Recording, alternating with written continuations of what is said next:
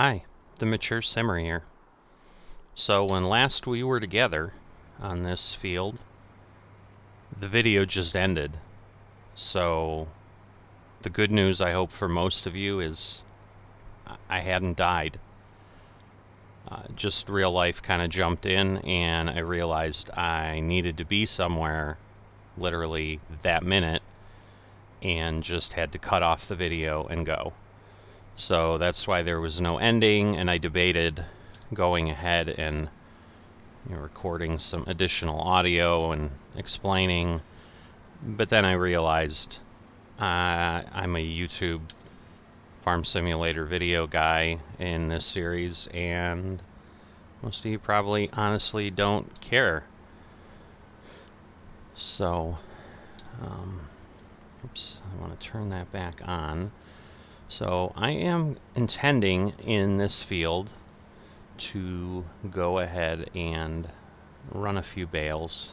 I can set up a bale store on the edge of 97. I've got a couple spots I've used in the past. So I'm going to go ahead and do that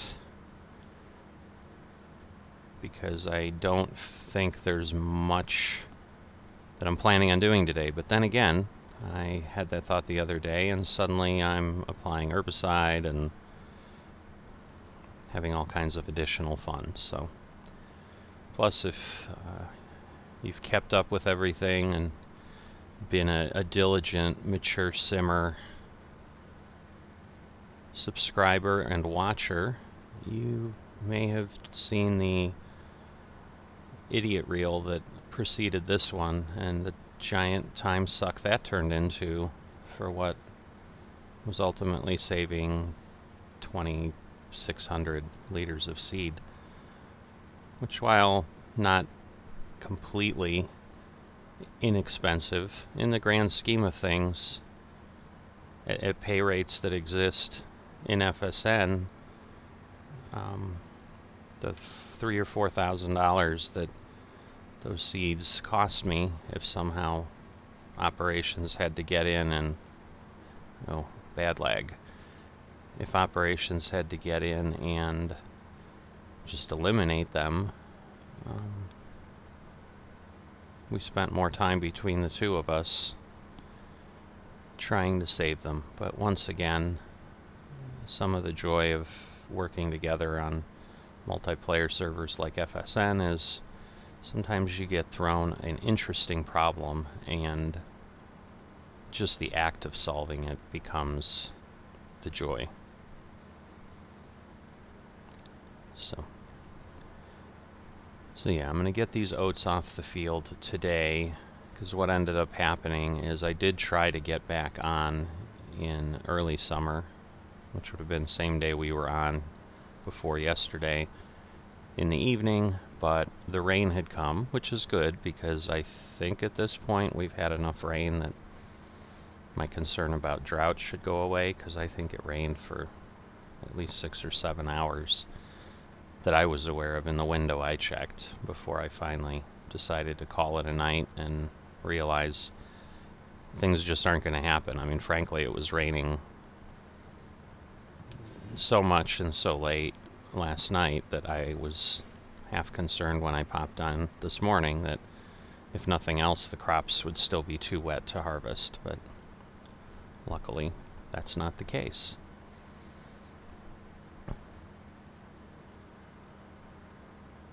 So at this point, I'm probably just going to go ahead and run this and kind of chat as I go. Again, stream of consciousness discussion.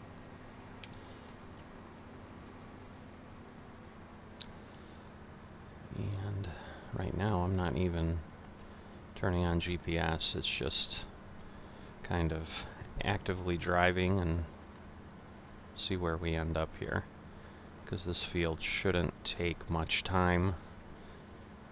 The biggest thing will be if I fill the harvester, which I'm beginning to think I will, because I think the last time we were here I harvested the canola in that was the time I was like, oh, I was talking so much. Thank goodness my harvester didn't fill, or I would have run into the crop. But it looks like oats is going to give me a bit higher yield here.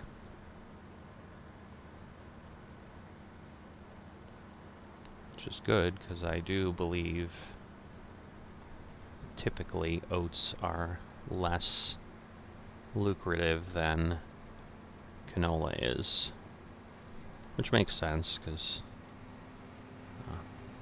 probably honestly much as in real life, I certainly don't keep track of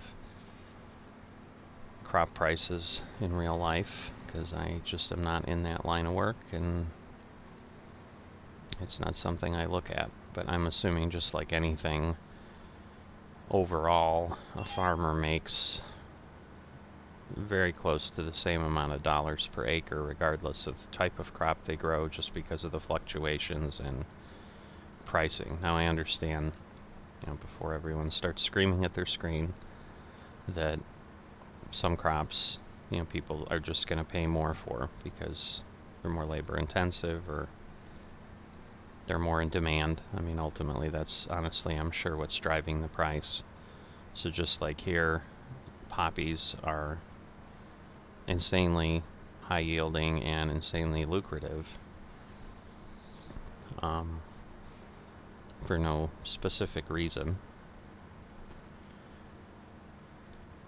They're kind of the outlier in the FSN or FS cropland space. I'm sure there's things like that in the real world. I mean, again, I certainly, while I don't follow prices, I certainly see news stories every few years about how, corn has fallen substantially per bushel, and farmers are debating plowing under their fields because it's going to cost them more to harvest than it would to just lose the crop.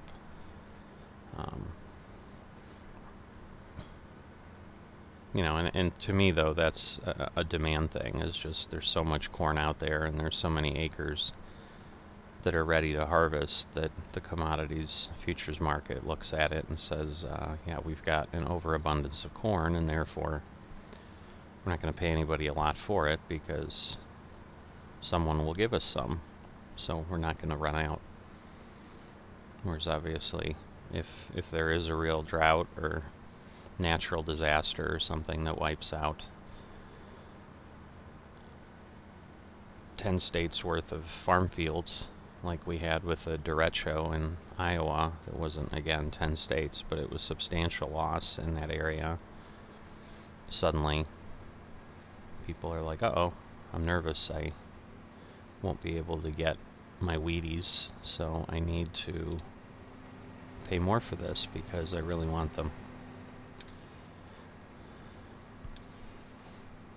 And that's the joy of economics, so.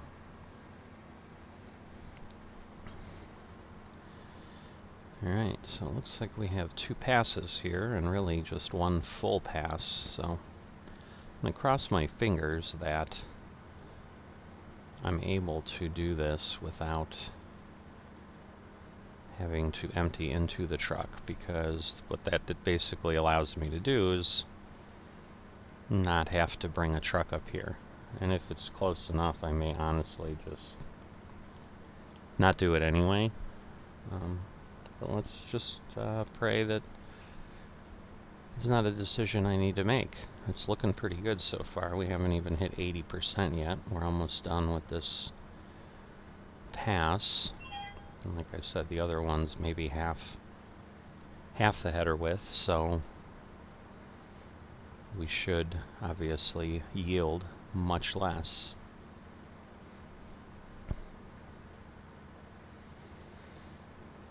But yeah, we can get to almost 23,000 in this harvester. It's 22,950 is the full. Did I inadvertently turn? I did. I inadvertently turned off my straw swath. I don't understand. I must have hit a button that I didn't mean to hit. So at least here for this row, we'll throw it back on. It's going to be a smaller amount.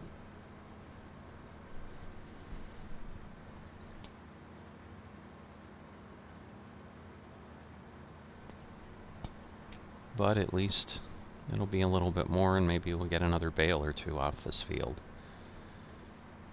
Who knows, maybe it'll be a blessing in disguise. I'll just have enough straw in this field to get one trailer load of straw.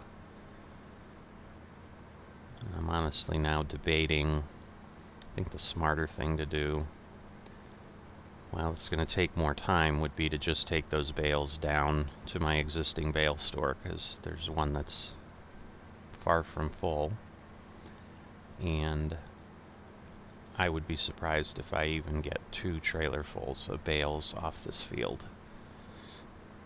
So that would be 32 bales, and a bale store holds 168. So, not that they're expensive to build, but more than likely I would not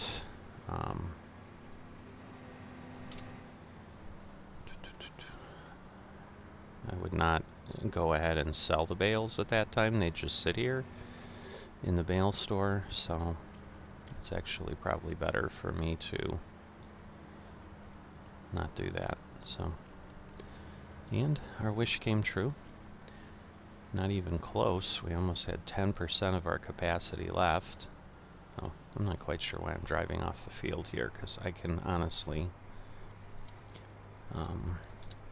just connect up to the header here, and then I'm not playing with it on the road and worrying about going into the ditch and so forth. So let's get everything disconnected so we can drop it.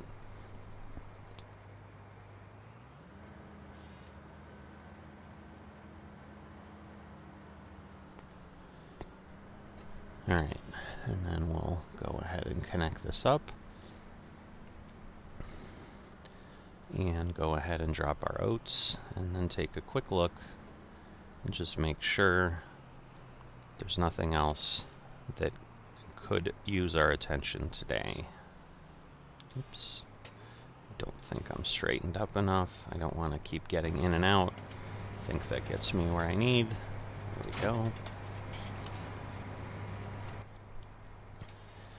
Alright, so I am not going to drive across the field because we have our coffee on its 2nd day of growth.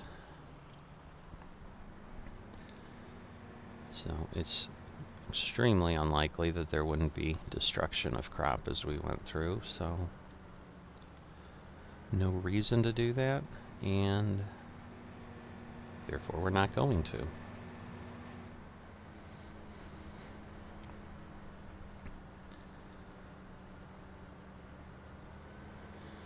So yeah, I continue to struggle with the reality of a new content creator on YouTube in any space, of having right now very few subscribers as these things come out, and therefore very few comments. So I'm really not getting any feedback from folks. I do have 3 subscribers. I didn't write down their names, so once again, I'm not in the habit of being a great YouTuber yet, but I know, I think one was Nickum10, and I think I've got 2 folks, I think Derek and Wayne. So thank you guys for subscribing and following along. So those, there's others. I have hit the big milestone of double digits. I've got 10 subscribers at the point where I'm making this video, which is awesome. So thank you everybody, but only 3 have chosen to identify themselves. So while alright, we're going to angle this pipe because I actually can't get in there without, again, destroying my crop. So we're going to do this, and then we can fit. So the other thing while we're here, it does look like we finally, between operations, figured out the board here as well. So I think I talked about it, but you can see, well, they actually didn't put all the crops up. So, because we have seeds, fertilizer, and lime, and I don't really need to know what I have of those because I have displays over there. But they tell me the root crops have been solved based on setting on the board of increasing the distance. So they kept vanishing every few days, and it was really not fun. So I'm going to actually, while this is doing it, now I'm curious. I'm not going to bore you with setting up the whole board, but if I can go ahead and get some of it done. So potatoes and sugar beet are standards, but as far as root crops, they're part of the base game. So those have appeared the whole time, but I would then have the other crops not appear. Now, once again, they gave me information, but I'm not seeing what they're seeing. So I'm looking for things like onion, carrots, and so forth, and I can't select them. So I don't know that the problem's solved. So they had suggested that because they had increased things to 20 as far as the distance, that I had the distance to 9, and that was probably right on the edge, and therefore was why things were vanishing. Sadly, that does not appear to be the case, because I still cannot select carrots, onions, cabbage, red cabbage, and I'm trying to remember if there's anything else. I think there's one or two others. But the additional multi-fruits that I'm able to store, and I have stored, I can't display there. Alright, so it looks like in the interim, Swede has baled up most of his field. Apologize for that strange noise. That's what I get for driving, moving my camera, talking at the same time. So anyway, it looks like, just like my crops, his rye is probably ready to come out of the field. So not sure when he'll do that, or if I'll be on at some point and I can help, I'll certainly help. But obviously, without some guidance from another FM, just jumping in to start grabbing things off their field is not what we typically do. If they had let us know ahead of time, hey, when my crop is ready for harvest, if you want to jump in and do it, that might work. But anyway, just want to get this back to the farm. We've got not terrible wear on our equipment. We're still not even at 10% on the harvester, but no real reason not to repair it when we get there, so I will do that. But once again, as I've said many times, and I'm sure we'll say many times again, just kind of a beautiful day on hilly Seneca as the sun starts to come up.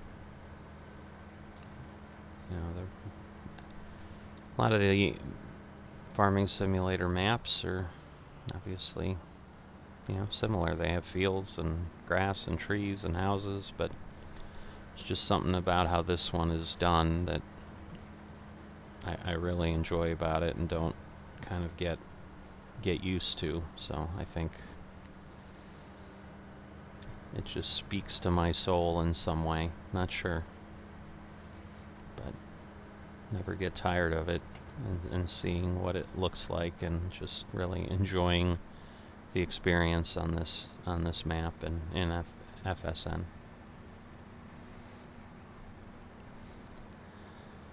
So just about there. Obviously 26 miles an hour only gets us somewhere at 26 miles an hour, so taking a little bit to get there.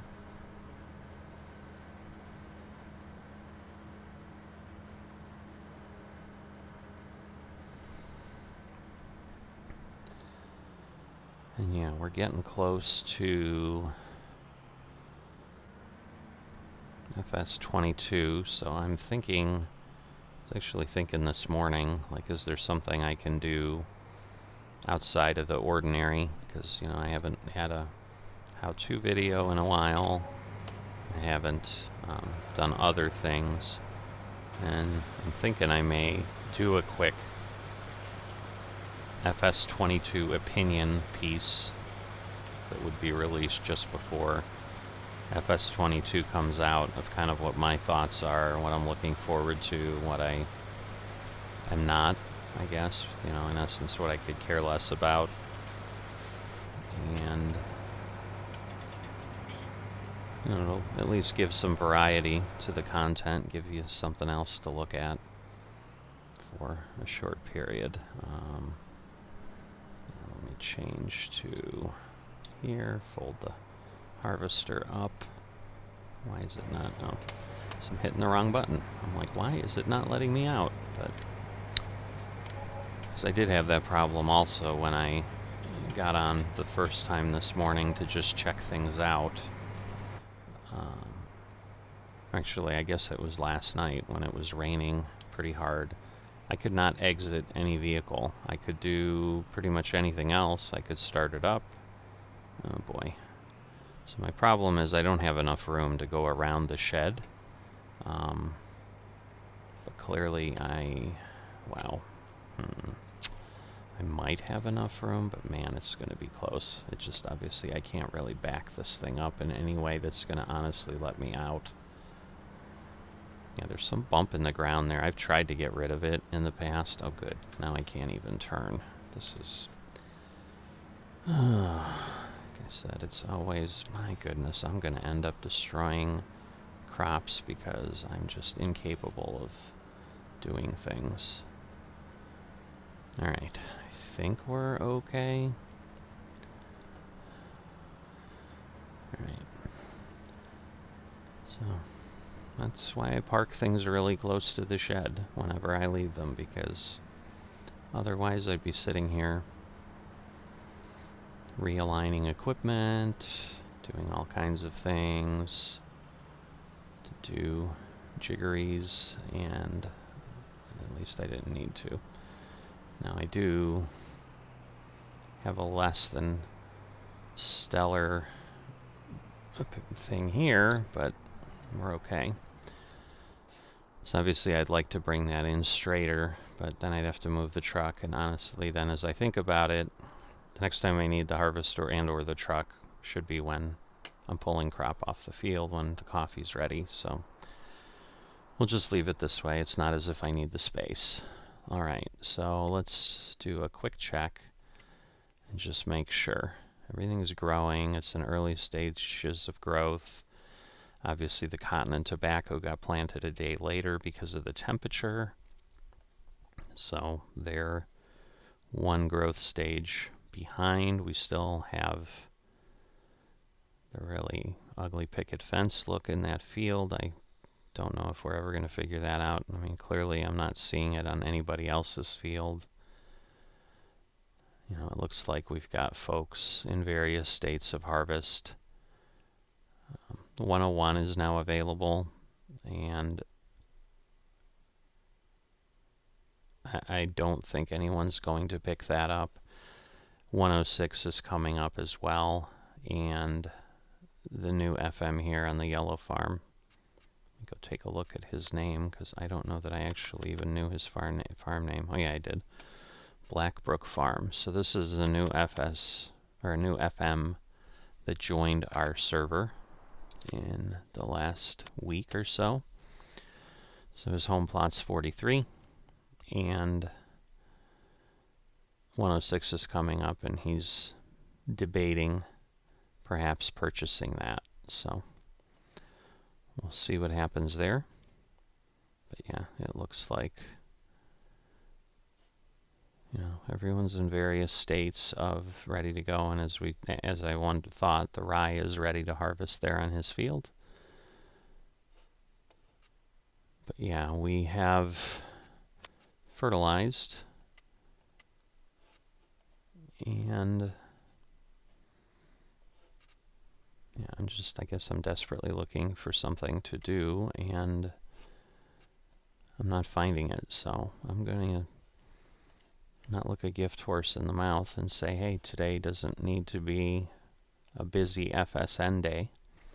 So this here, some of you may be wondering, just like this up here, is them clearing the forest, and then they have gone ahead and like plowed the paths where they've cleared things. I believe his intent is ultimately to open this up to field, but as you might imagine, it takes a little while, given that we can only cut trees in winter time, and it takes time because there's nothing we can do to really automate it. So no auto load trailers, no lumberjack mod to grind stumps. It takes time. So we'll see, if they ever get further than this. I believe Sears, just due to real life requirements, has given up on clearing this. I think he did clear a space here somewhere and fully clear it out, because I think this was a smaller arm up here at one point. But anyway, so enough of talking about nothing. I will wrap this up, and we will see you next time there's something to do here on Hilly Seneca. Have a good day. Talk to you next time.